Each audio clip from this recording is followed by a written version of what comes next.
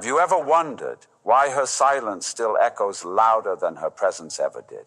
There's a strange ache that lives in the spaces she left behind. Not in the arguments, not in the slammed doors, but in the quiet moments when you realize her absence has rearranged the furniture of your soul. It is in this silence where truth begins to emerge, uninvited, like a shadow stepping out from behind the curtains of your mind. She walked away, not suddenly, not violently, but like a tide that had been receding long before you noticed the shore was empty. And now you stand there wondering why the ache refuses to fade, why despite everything you can't stop circling her memory, like a restless moon caught in an orbit it cannot escape. This is not just about her, it never was. It is about what she carried in you, about the parts of yourself that came alive in her presence. The parts you didn't know were starving until she fed them, and the parts you didn't know were fractured until she left. For the man she left behind, love was not merely affection, it was recognition. In her eyes, he saw something unspoken, a mirror of his longing to be understood, to be held beyond the armor of his quiet suffering. And when she left, it wasn't only her footsteps that faded, it was the reflection he had come to rely on. This is why it hurts, not simply because love ended, but because identity crumbled. The part of you that felt alive when she was near now feels orphaned. This is the wound beneath the wound. The silent belief that without her, you are somehow less. But why did she walk away? Not all departures are betrayals. Sometimes they are awakenings. For the feminine soul, there comes a moment when nurturing turns to depletion, when her giving no longer feels like love's, but like self-betrayal. And though her heart may ache, though her longing may still whisper for him, she steps away not to punish, but to preserve what is left of herself. This is the archetype unfolding, the woman who awakens to her own shadow, the quiet recognition that her love has been stitched together by sacrifice, by the quiet swallowing of words she longed to speak, by the subtle erosion of her own boundaries. She walks away not because she stopped loving, but because love stopped feeling like freedom. And you, the one left behind, feel this as rejection, as abandonment, as proof of inadequacy. But what if it is not about inadequacy at all? What if her leaving was not a verdict on your worth, but an invitation to meet the parts of yourself you have spent a lifetime avoiding? Carl Jung wrote that what you resist not only persists, but grows in size. The feminine that walked away is also within you. The anima, the inner muse, the emotional depth you have kept locked behind iron gates. When she left, she carried the key. Now you must find it for yourself. This is where the pain sharpens, when memory turns into myth. You start to romanticize her absence, polishing her ghost until it shines brighter than she ever did in reality. But this is the trick of longing. It makes gods out of mortals, illusions out of flesh. The truth is, you are not longing for her. You are longing for the version of yourself you glimpsed in her presence. There is a lesson buried here, one that the Stoics understood well. To lose what is external is inevitable. To lose yourself in that loss is a choice. Epictetus would remind you that no one can take from you what is truly yours. And yet you gave her more than love. You gave her the reins of your own becoming. But here is the paradox. Her walking away can be the very thing that returns you to yourself. The rupture is the initiation. The longing is the teacher. The silence, though unbearable now, is the soil where something unshakable can grow. Perhaps this is why the ache remains, because the work is unfinished, because you are still looking for her to close a wound that was never hers to heal, because you have not yet asked the harder question, not why she left, but why part of you still waits at the door. The waiting is not always conscious. It hides in the rituals of your day, in the way you scroll through old photographs when the night feels too long, in the way certain songs still feel dangerous because they carry the ghost of her laughter. Even as you tell yourself you've moved on, some part of you keeps the door cracked open, hoping she might return to close it herself. But this waiting is not about her, not really. It is about the part of you that still believes closure must come from outside, the part that has not yet learned that healing is not given, but born.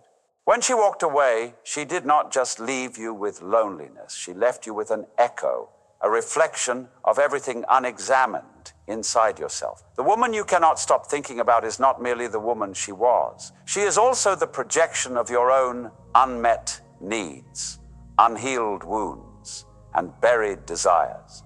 Jung called this the anima, the inner feminine each man carries within him, often unseen, often projected onto the women he loves. In her, you saw beauty, tenderness, chaos, mystery, but much of what you saw was also you. The parts of you you had long forgotten, the softness you had silenced, the longing you had buried under armor.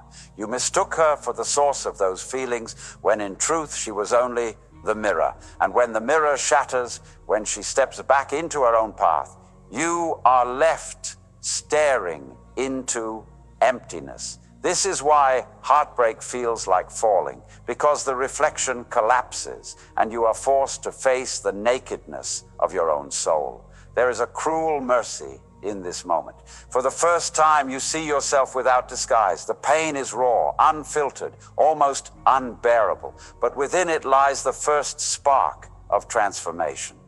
This is where the old story begins to crack. The story of the hero who waits to be saved by love. The story of the man who believes completion is something given by another. It is a seductive myth, ancient and persistent, that love will rescue us from our loneliness, that someone will come and make us whole. But the truth, whispered by every mystic and philosopher, is harsher and more liberating. No one is coming, and that realization is not despair, it is freedom.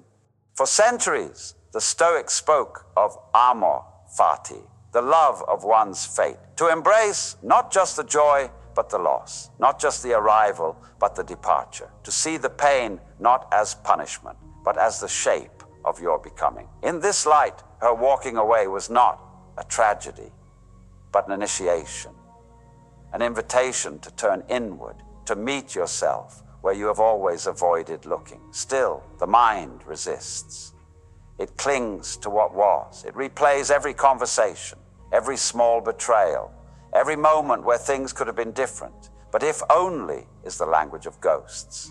The deeper truth is this: she did not walk away from you. She walked toward herself. And now you are called to do the same. But what does that path look like? It begins in silence, not the silence of waiting, but the silence of listening, the silence where you finally hear the ache beneath the anger, the longing beneath the loss. It begins with facing the shadow, the unacknowledged fears that drove you to cling, to please, to seek worth in her eyes instead of your own. It begins with understanding that heartbreak is not proof of failure, but evidence of depth, that you were capable of love, even if love did not last. And as you stand here in this threshold between who you were and who you are becoming, something subtle begins to shift. The ache remains, yes, the memories still visit, but now beneath them, a quiet question begins to stir. If she was never yours to begin with, who then are you?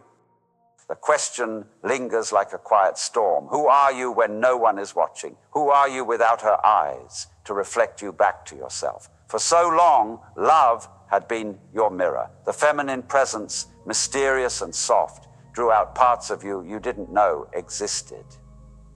Her laughter gave you permission to laugh. Her tears unlocked feelings you'd long sealed away. In her arms, you felt both warrior and child, protector and protected. But when she left, that mirror shattered. And in the shards, you began to see truths you had been avoiding. The first truth: you never truly knew her. You knew the version of her your heart needed her to be, the muse, the healer, the answer. But every woman carries her own labyrinth, her own unspoken fears, her own unfinished stories. To love her was to love not just who she was, but who you imagined her to be. And when reality and imagination clashed, the fracture began. The second truth, you never truly knew yourself. Her absence revealed the hollow spaces you'd been filling with her presence. The emptiness you mistook for love. The validation you mistook for connection. Beneath your longing for her is a deeper longing. A longing to finally come home to yourself. This is where the work begins. The ancient philosophers, the mystics, the psychologists, they all point to the same journey, individuation, the path where you confront your shadow, reclaim your lost fragments, and emerge whole. Not half of a relationship, but whole in solitude. The feminine within you, the anima, does not vanish when she leaves. It waits quietly for you to stop projecting it outward and begin integrating it inward, for you to stop chasing completion through another and instead birth it from your own depths.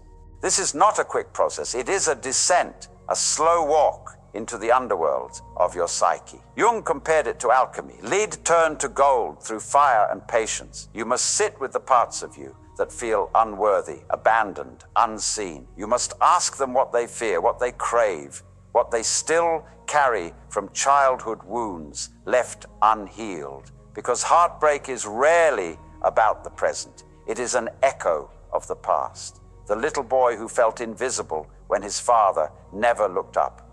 The teenager who learned to perform strength because softness felt unsafe. The man who confused attention with love because real intimacy always seemed out of reach. She touched these wounds, not knowing their depth. Her leaving reopened them, but also gave you the chance to finally tend to them. The Stoics would say, you suffer more in imagination than in reality. And they are right. Much of your agony is not about what happened, but what you've told yourself it means, that you were not enough, that love is unsafe, that no one will stay. But reality is simpler, less personal. Two souls met, mirrored each other, and parted ways. The pain you feel now is not punishment, it is purification. But beware, longing has its own traps. In the absence of her presence, the mind creates illusions. You start to remember only the softness, forgetting the storms. You rewrite the past into something more perfect than it ever was. You begin to crave not her, but the feeling you once had in her company. And this craving can keep you bound, repeating cycles, chasing ghosts. Freedom begins the moment you stop running from the truth. She was human, so are you. And love, at its deepest, is not about possession, but recognition. Recognition of two souls walking their own paths, intersecting for a time, and then continuing onward, changed, but not destroyed. Who are you now that she is gone? The answer does not arrive in words. It comes in fragments, in sleepless nights, in heavy mornings, in the hollow quiet of routine. It comes when you realize the world has not stopped turning, even though yours feels pause. It comes when you see her face in strangers, and when it finally stops appearing. Grief, they say, is love with nowhere to go.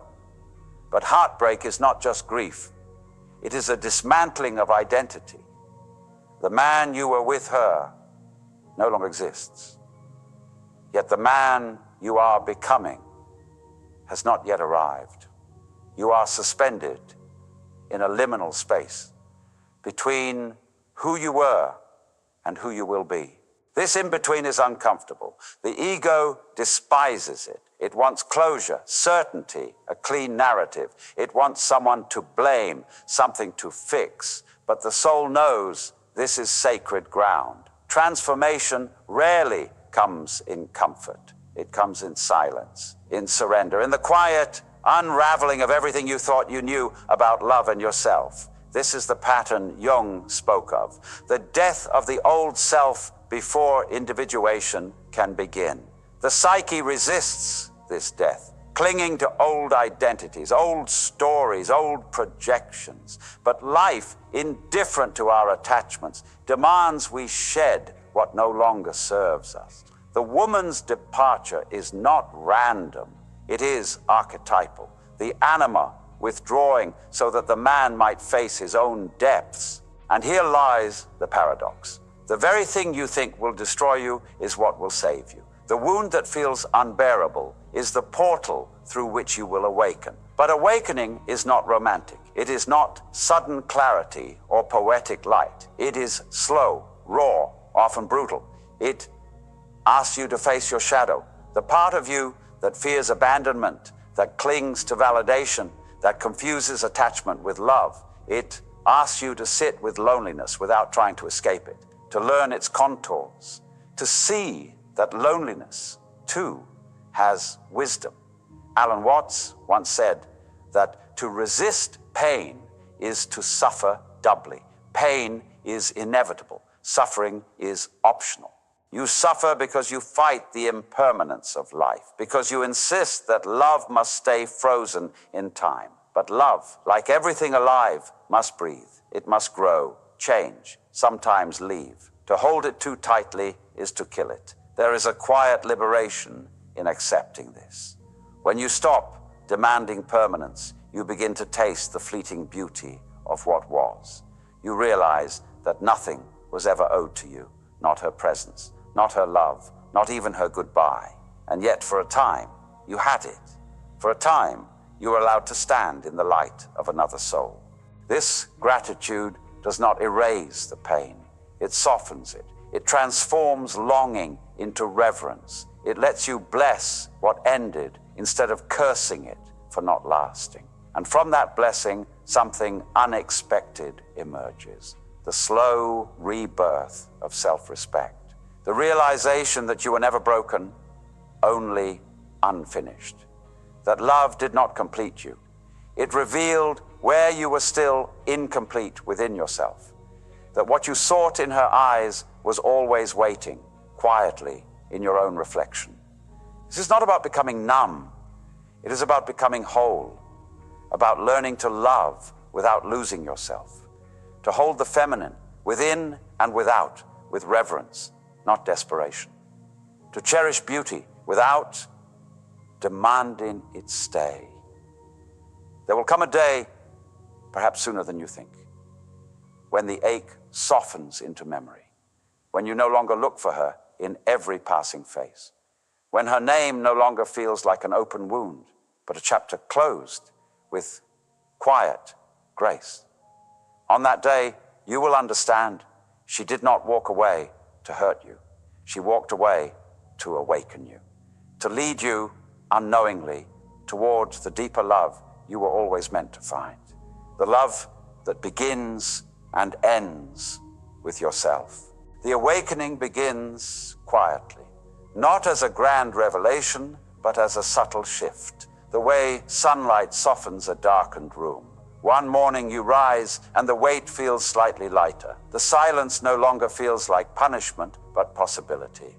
This is the moment the psyche begins its slow reassembly. The shards of who you were start to find new shape, not the old shape, but something truer, sharper, softer all at once. You are no longer a man waiting to be completed. You are becoming a man learning to meet himself. Jung would call this individuation, the journey of becoming whole by integrating all that was hidden. The anima, once projected onto her, now returns inward. Her tenderness becomes yours, her intuition yours, her capacity for beauty and chaos yours. You stop chasing her ghost because you realize what you were seeking has always lived inside you. This is the paradox of heartbreak. It dismantles you so that you might finally see yourself. It strips you bare of illusions, not just about her, but about love itself. Love is not possession. Love is not completion. Love is recognition. Recognition of another soul walking its own path, intersecting with yours for a season. Recognition of the divine in each other, even when paths diverge. Recognition that what leaves you is not gone. It remains transformed within you. When you finally understand this, something inside you loosens. The grasping stops. The hunger quiets. You stop demanding that life owe you what it never promised. The Stoics knew this freedom well. Marcus Aurelius wrote, "Receive without arrogance, let go without attachment." Everything you love, every person, every moment is borrowed. To love is to hold gently, knowing that everything you hold will one day be returned to the vastness it came from. Does this mean love loses meaning? No, it means love gains reverence. When you stop clinging, you start appreciating. You stop consuming beauty and begin honoring it. You love without needing to possess. And in that freedom, love becomes purer. But first, you must pass through the fire of your own shadow. You must confront the patterns that pulled you into dependency, the fears that whispered you were not enough. These are not enemies to be destroyed, but children to be understood. Each fear carries a story of where you learned love must be earned, where you learned silence was safer than truth, where you learned abandonment was inevitable.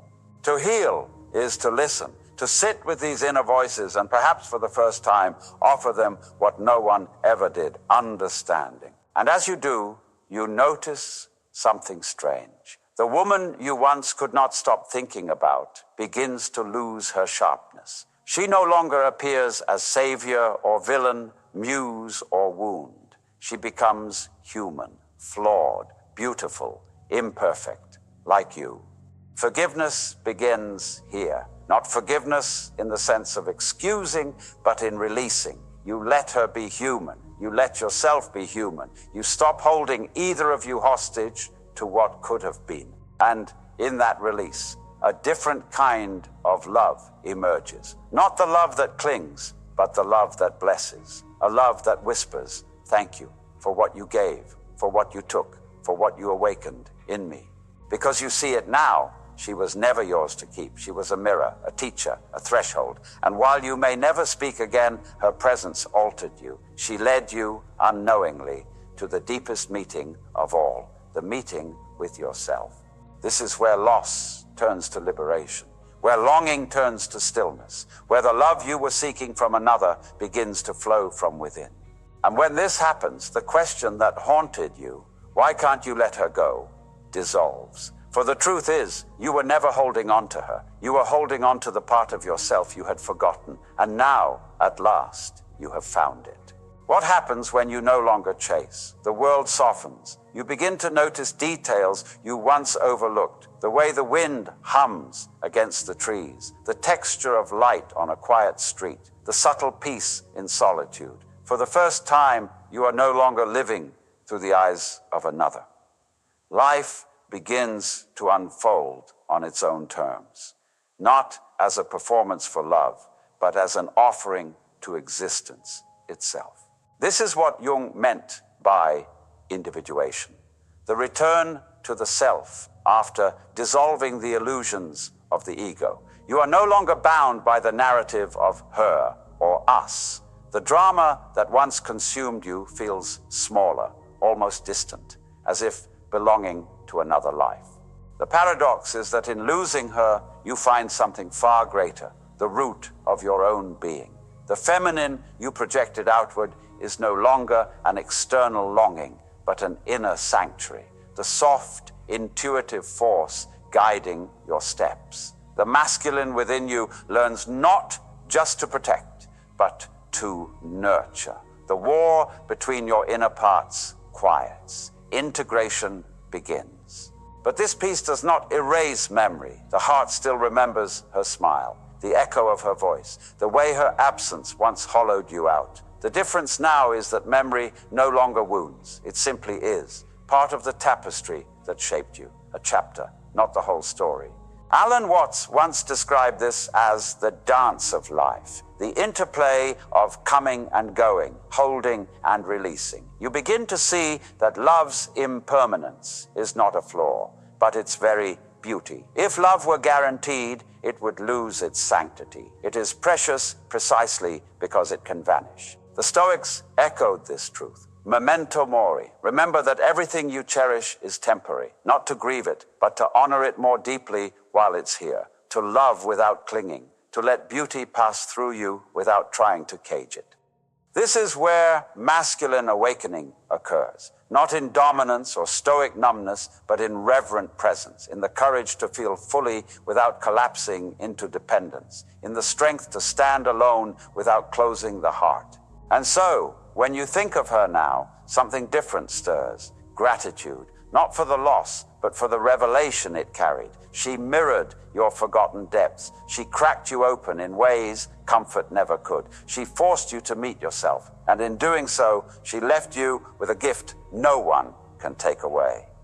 The wound taught you presence. The silence taught you depth. The absence taught you reverence. And as these truths settle, a quiet rebirth begins. You start to build a life that does not orbit anyone else's gravity. You create not to impress, but to express. You pursue not to prove, but to experience. You love when it comes again, not out of hunger, but out of overflow.